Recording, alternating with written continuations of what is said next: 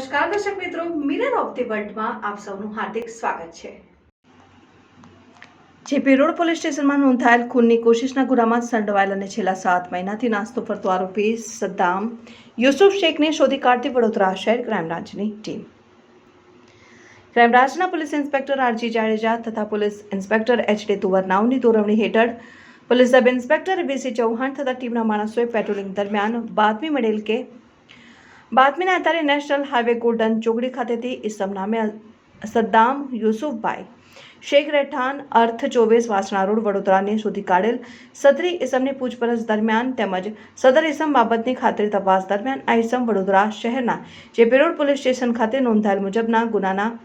સંડોવાયેલ અને ગુનાના કામે પોલીસ ધરપકડ ટાળવા સારું નાસ્તો ફરતો હોવાનું જણાઈ આવતા જેથી આરોપીને આગળની વધુ તપાસ માટે જેપી રોડ પોલીસ સ્ટેશનને સોંપવામાં આવેલ। જેપી રોડ પોલીસ સ્ટેશનમાં ખૂનની કોશિશના ગુનામાં ફરિયાદી હકીકત જોતા આ કામના ફરિયાદી શ્રી આરોપી યુસુફ ઉર્ફે કડીલો સિદ્દીકભાઈ શેખ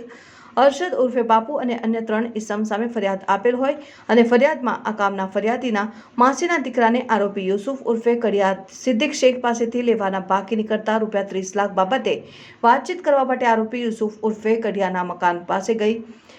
4 ઓક્ટોબર 2023ના રોજ ફરિયાદી બેસેલ હતા। તે સમયે સવારના 5 વાગ્યાના અરસામાં 4 ઇસમો આવી તેમાંથી 3 ઇસમો ફરિયાદી પાસે આવી। એક ઇસમે છરી કાઢી ફરિયાદીનું મોત નિપજાવવાનો સામાન્ય ઈરાદો રાખીને ફરિયાદીના ગળા ઉપર છરી મૂકતા ફરિયાદીએ ઇસમનો હાથ પકડવા જતા ઇસમે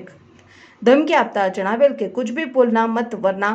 કાટ ડાલુંગા તેમ જણાવેલ અને તે વખતે આરોપી યુસુફ ઉર્ફે કડિયાએ નીકળતી વખતે ફરિયાદીના ગળા ઉપર છરી રાખેલને ઇસમને જણાવેલ કે